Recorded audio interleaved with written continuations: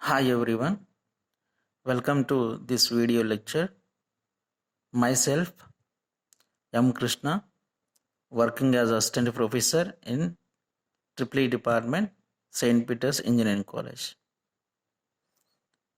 In this video, we are going to discuss speed control methods of three-phase induction motor.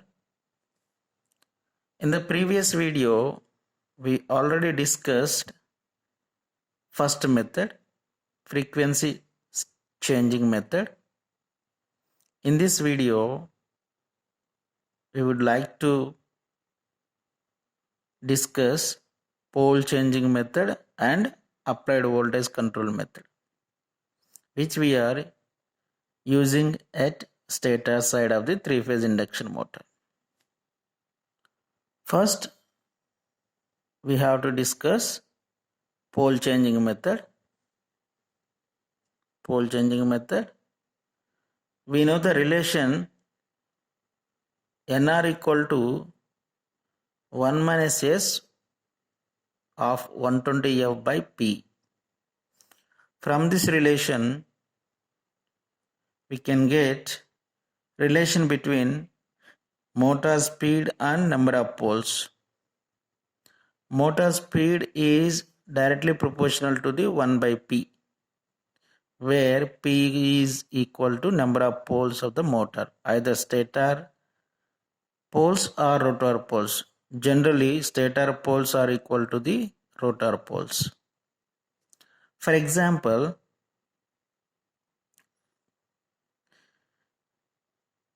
when we consider example 1, F equal to 50 Hz, S equal to 4%, that means 0.04. Number of poles are 4. With these figures, when we calculate motor speed, we are getting 1440 RPM.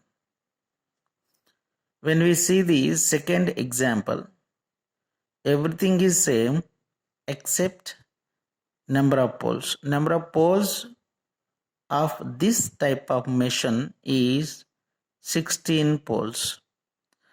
When we substitute all these figures in the equation, we will get 360 RPM.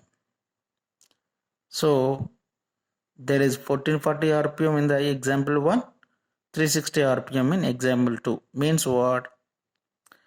If we are going to increase the number of poles for the machine, then the speed of the machine, speed of the motor is going to be reducing.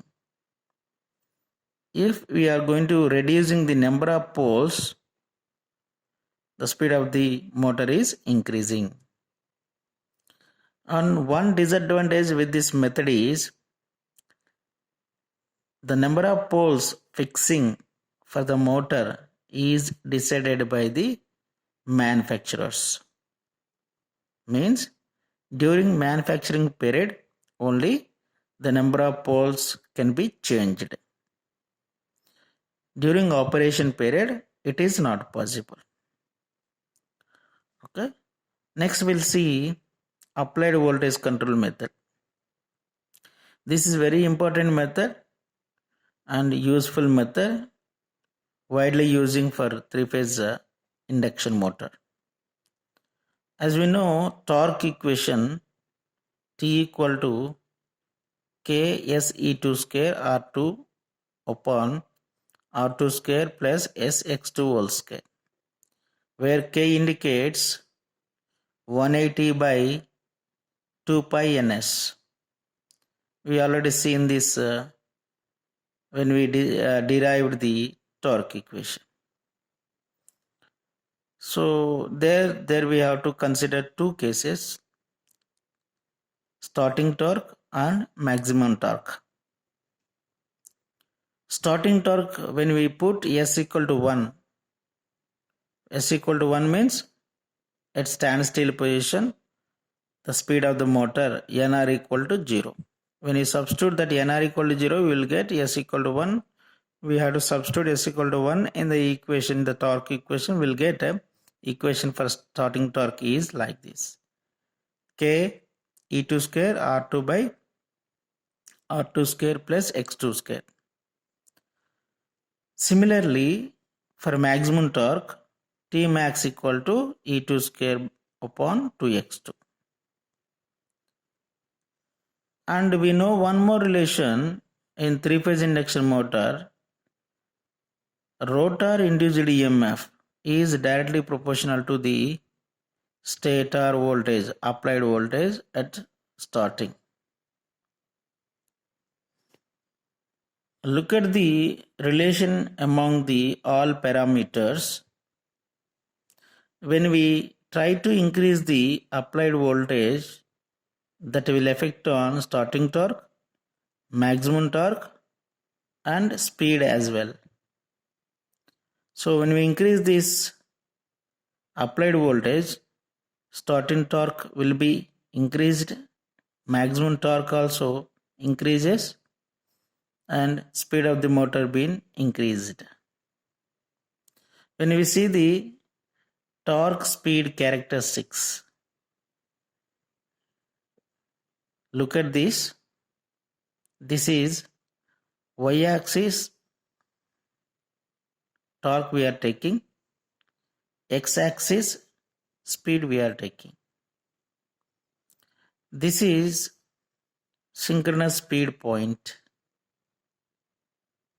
Okay. These are the different applied voltages V11, V12, V13. V11 is less than V12 is less than V13.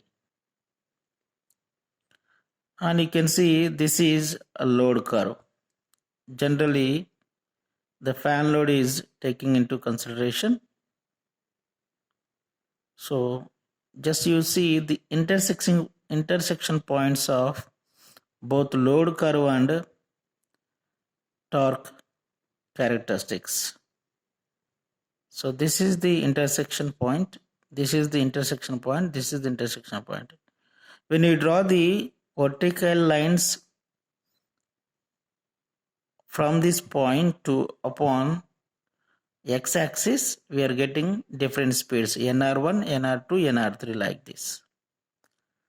So NR1 is due to V11, NR2 is due to V12, NR3 is due to V13.